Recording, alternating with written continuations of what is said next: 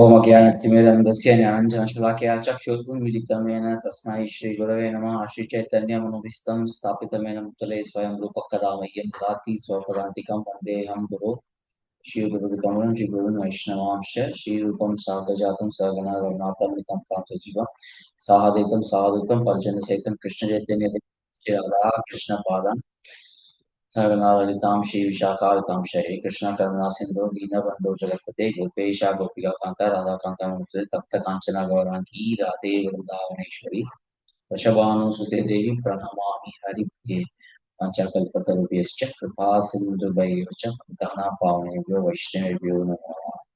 Jai Shri Krishna Chaitanya Prabhu Nityanand Shri Advaita Gadadhar शिवशाली Gaurav Hare Krishna Krishna Krishna Hare Hare Hare Ram Ram Ram Hare Hare. Hare Krishna, welcome to this discussion on Bhagavad Gita Sutras. We are right now discussing chapter 6, Dhyana Yoga.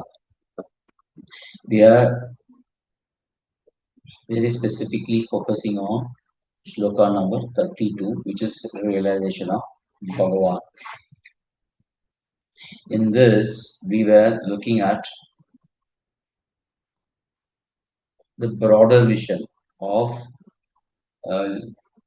what in broader vision as a part of progression in realization.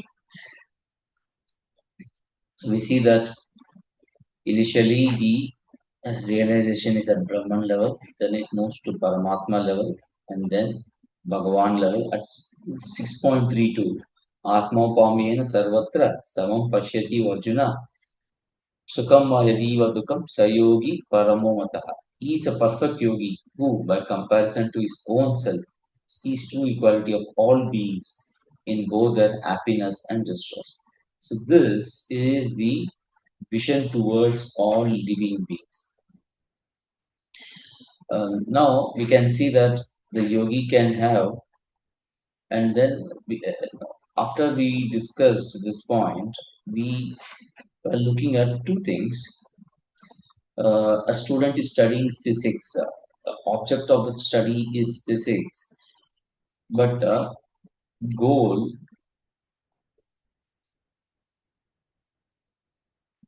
Just a moment.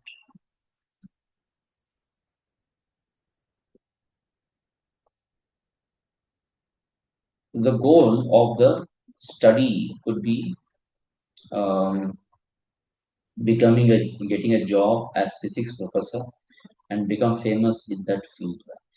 The same way, the yogi can have different attitudes towards Krishna. Uh, a yogi may have goal as Brahman, goal as Paramatma, goal as Bhagavan, and so on. If the attitude is that Krishna is the absolute truth and he is my goal, that could be one attitude. The other is that Krishna is the object of my meditation. Through this process, I will go to the higher reality. He is not the goal is not Krishna in this case. In Bhagavad Gita 6.15, Krishna talks about is about. In Bhagavad Gita 6.30, Krishna is talking about the culmination of Dhyana Yoga. And Srila Prabhupada, when he correlates Bhakti Yoga with Dhyana Yoga, he generally quotes this shloka number 46.47, which says, Yoginam api sarvesha madgater antaratmana shraddhavan bhajate yoman same yukta tamomataha. This is a very, very categorical statement which says, and of all yogis, the one with greater faith who always abides in me, thinks of me within himself, and renders transcendental loving service to me, is most intimately united with me in yoga and is the highest of all. That is my opinion. So the point here is that there is a progression which Krishna is describing, uh, which is culmination in Bhakti Yoga as described in 6.47. 6.29, the shloka number 6.29 talks about Paramatma, where is seeing Paramatma in every living being. And 6.30, there is a very specific point where Krishna says Ma, Mai, Aham, Me. All these are referring to Krishna. And so 6.30, all living beings are being seen in Krishna. This is the at the Bhagwan level. And in 6.31, the yogi, whoever sees Krishna, everything in Krishna, is what does he do? Such a yogi who engages in worshipful service of the super soul, knowing that I and the super soul are one, remains always in me in circumstances. That means the consciousness of this yogi is always fixed in Krishna consciousness. That is why he is always situated in Krishna. So this is the complete track which Krishna is talking about here in this particular section. Now let us go to shloka number 33.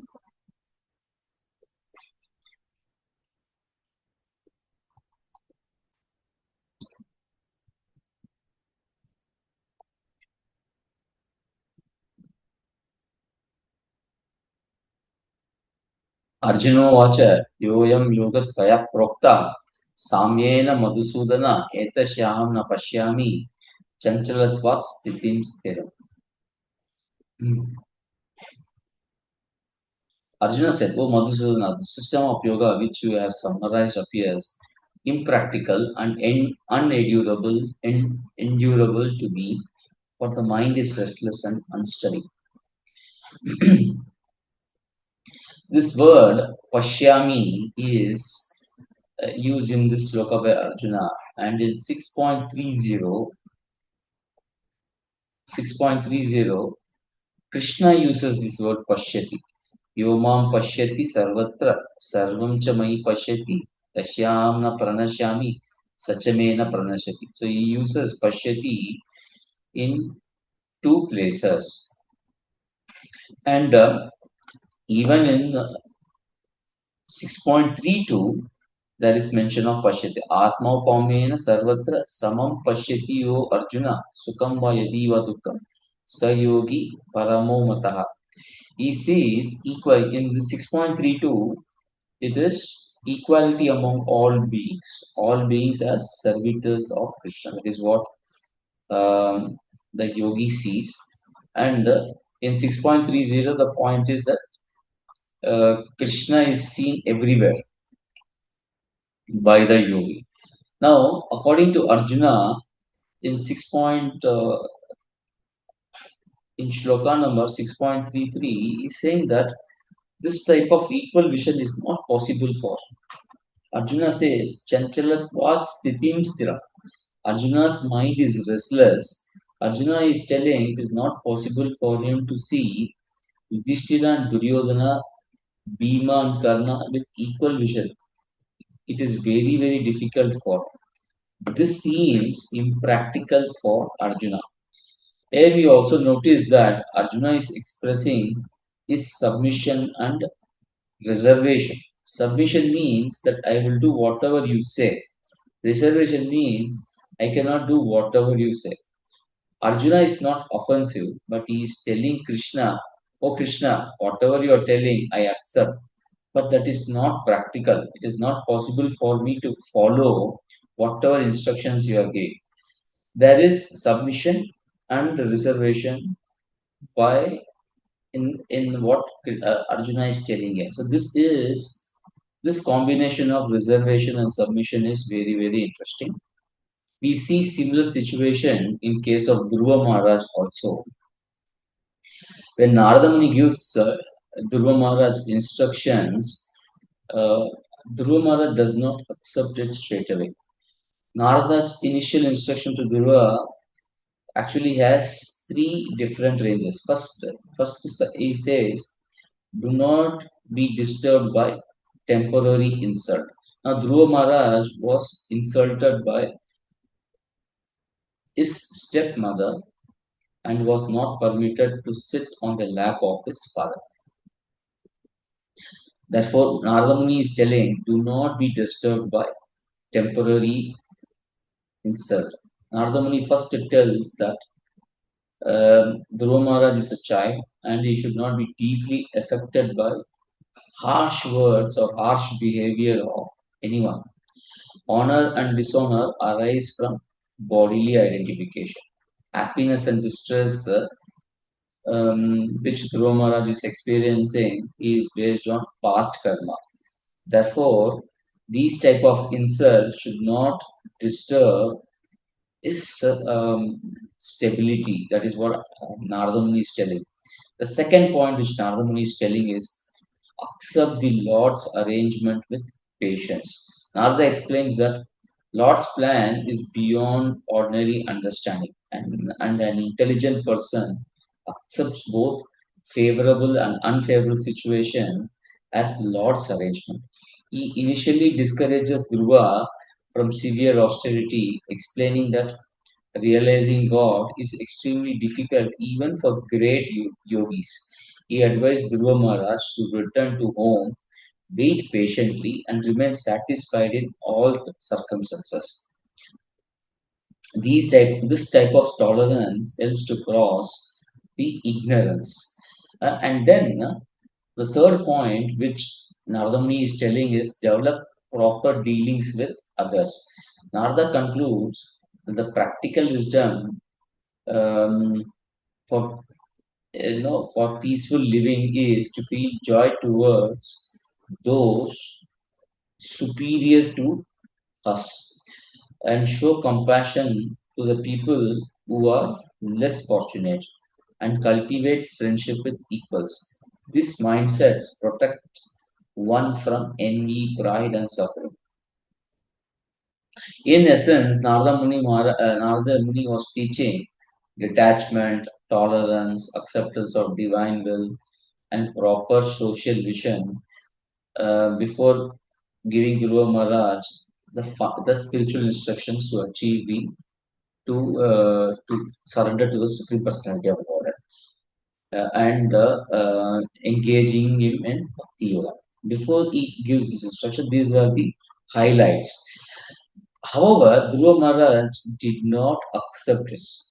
Dhruva Maharaj's response was full of honesty and it showed his intense material determination.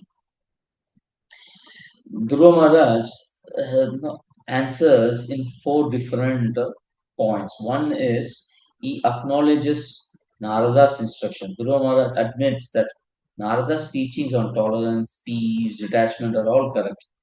He understands their value intellectually, but he honestly says that his heart is still disturbed by the material pain. So the instruction which he gave does not deeply impact him. Second, he says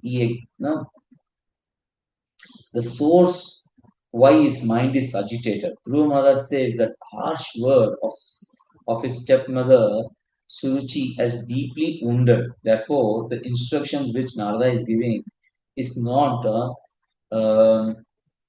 is not giving any impact. And Dhruva Maharaj connects this strong reaction to his material nature. So his material nature is he is Kshatriya by Varna, which is um, which is more inclined towards honor and retaliation. If somebody dishonors you, you retaliate. That is what Dhruva Maharaj is trying to do now. He felt dishonored. To regain his honor, he is now trying to surrender to Supreme Personality of God and get benediction from it. Therefore, Dhruva Maharaj's pain is very personal and this pain is unresolved. Therefore, any instruction which does not resolve this mental state of Dhruva Maharaj is not making any impact on it. Third point, Dhruva Maharaj says that he reveals his real ambition. Dhruva Maharaj openly states his desire. He wants a kingdom and position far greater than anyone in the three worlds, and this means it is must be greater than his father and grandfather.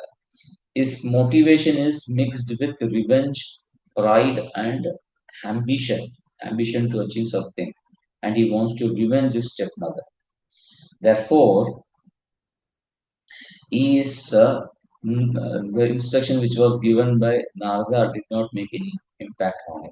Fourth point which he says is uh, he is still humble towards Narada Muni. Although he rejects the instruction of Narada Muni, he remains respectful. He glorifies Narada Muni as a universal well-wisher, and therefore he asks for practical guidance. In essence, Dhruva Maharaj rejects renunciation because this material world is very fresh in the material world, and the wound caused in this material world is very fresh.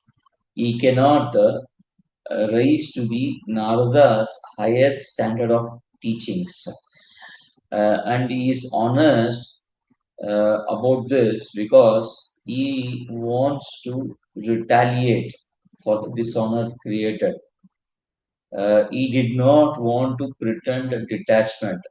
He truthfully revealed his heart that he wants to occupy a superior position, and that is why he is approaching the Supreme Personality of God. When we are told of any instruction like this, uh, we just follow that. However, our mindset should be that we must aspire for some higher spiritual goal. It is a good attitude. But if the instruction is impractical to us, then we shouldn't straight away accept it. We should apply our intelligence. When we see that the instructions are not practical for us, we have to raise reservation and see if there is any workaround. If somebody is giving an instruction that now onwards everybody should chant 64 rounds of Hare Krishna Mahamantra, our first instance on this should be our first take on this is that it is a good inspiration to chant 64 rounds. It may not be practical. Then we need to see realistically what is that we can do. And realistically, how much time will it take for us to move from current 16 rounds to 64 rounds? Our aspiration can be lofty, then we need to work towards it in a very, very gradual way so that we do not burn down ourselves. We want to be pure devotees of Krishna, constantly thinking of Krishna, but we need to work in a very systematic way. In devotional service, there are two things. One is star and another one is stair. To reach the star, we need to always approach the stairs. We aspire to reach the stars and make practical changes in the life uh, to reach the stars, which is to approach a stair and gradually take one step after the other in the stair, thereby reaching the stars. Stars gives us the star gives us inspiration to climb, and uh,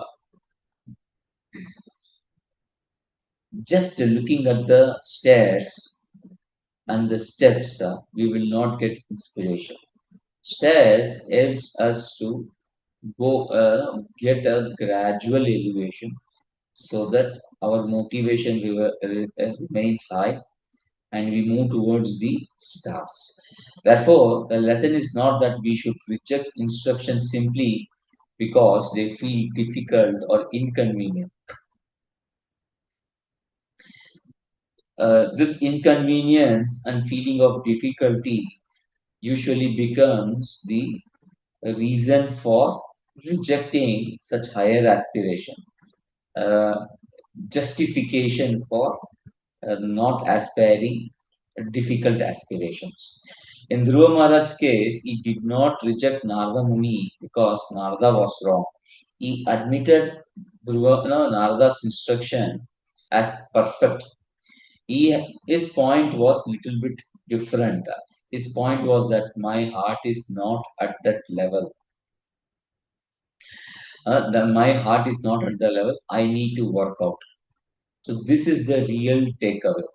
There are two extremes. One is the blind acceptance. Whatever I am told, I will do, even when there is no internal conviction, capacity, or understanding. Uh, I just accept whatever is told to me. This is hypocrisy, and this will result in complete burnout. The second one is casual rejection. We can straight away say, not even try, but say that it is very hard to work out, and therefore I will not do it. This is very impractical. I will not do it.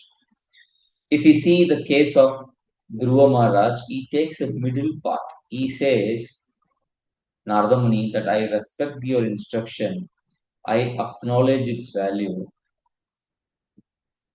However, when I honestly assess my current condition, I have lot of limitations. I have lot of material desires. Therefore, I want to fulfill these desires before I get committed to the spirituality. That is what Dhruva Maharaj is telling to Narada Muni. Chanting 64 rounds is spiritually very glorious. Many great saints practiced it. But if someone is struggling to chant even 16 rounds, artificially committing to 64 may create more frustration. Therefore, we need to look at what could be the best response. The best response is, I understand the ideal. I respect it. At present, I need to become steady in my current sadhana first. This is more like the Dhruva Maharaj's move. Dhruva Maharaj was not rebellious, he was honest, and because of the honesty, Narada Muni gave him further process for God realization. The practical principle that we need to understand is, do not reject higher standards, do not imitate them as well. We need to accept the guidance sincerely, align our sadhana with genuine capacity, and then gradually keep growing. Same way, here we see that Arjuna is expressing his realistic aspiration, which is similar to what Dhruva Maharaj did.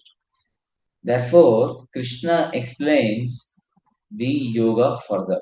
Krishna till now explained Ashtanga yoga at a very high level, which is solitude, strict posture, sense control, complete mental absorption.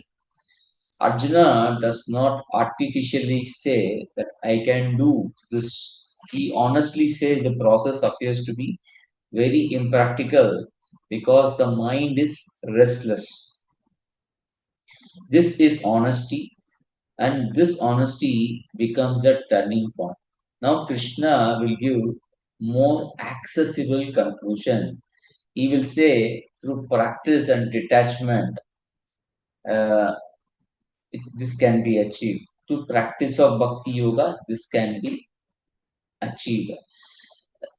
If we compare Dhruva Maharaj's dialogue with Narada Muni and Arjuna's dialogue with Krishna, we see three things. One is the teacher presents a very high principle. Second, the disciple honestly reveals his actual condition and his personal aspiration. Third, the teacher then gives a path which is suited for disciples' level. This shows very important principle to us. Authentic spiritual life requires honesty. Artificial agreement may not help us at all. Arjuna did not reject yoga, and Dhruva Maharaj did not reject spirituality. They both rejected the pretension, the hypocrisy. And because they were honest, they received a very practical guidance. They did not want to practice something falsely, they wanted to be very genuine. Therefore, they both got a practical way of practicing Krishna consciousness. This is little bit different from the attitude that this is very hard, so I will redefine the standard. It is not that way. Neither Arjuna nor Dhruva lowered the standard. They accepted the standard, but they admitted the present limitation. This is a spiritual maturity. When we express our aspirations honestly, we get the right guidance. Without honesty, there is imitation. Without guidance, there is only confusion. Arjuna is telling that he is unable to control his mind. He says, Chanchalatvat Sthitim Siram. He is saying that this yoga appears to be impractical because the mind is restless. And Srila Prabhupada is elaborating in the purport that it was very difficult even for Arjuna to control his mind. People may argue that there is no evidence of Arjuna having practiced this yoga. We can actually argue that Arjuna goes to forest and does meditation multiple times in Mahabharata. So we can see that he meditates to please Lord Shiva, he meditates to please Indra. He was involved in many austerities, which has yogic meditation as a core area. We need to understand that these are not Ashtanga yoga. Sitting in yogic asana does not mean the person is a yogi. Sitting in yogic posture does not make a person a practitioner of Ashtanga yoga. Devotee may also sit in a yogic asana and do bhakti yoga. We see that in Mahabharata, Arjuna sits in yogic posture and meditates on Lord Shiva with the main objective of pleasing Lord Shiva and get weapons. He does the same thing to please Lord Indra and get Lord Indra's weapon. This is uh, this Arjuna does during the uh, Vanvas section or Vanvas part of his life. Arjuna goal Arjuna's goal is not samadhi or Brahman realization. He is doing simple demigod worship, and this is considered as part of bhakti yoga by him. Why? Because he wanted to serve Krishna.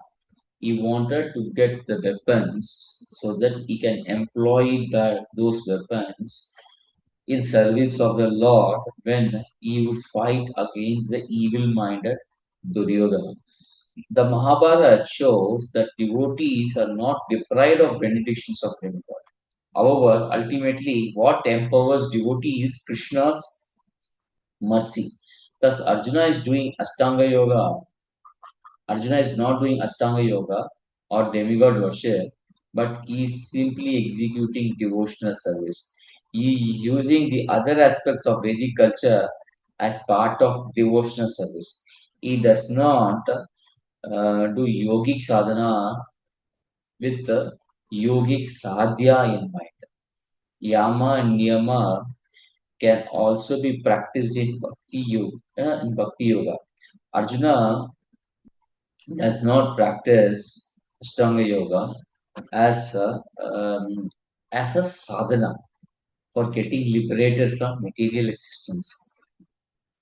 He might have sat down in a yogic asana with the main purpose of satisfying Lord. When he is doing all this, we need to understand that Arjuna is a Kshatriya. Arjuna explains why he thinks that controlling mind is very difficult in the next verse.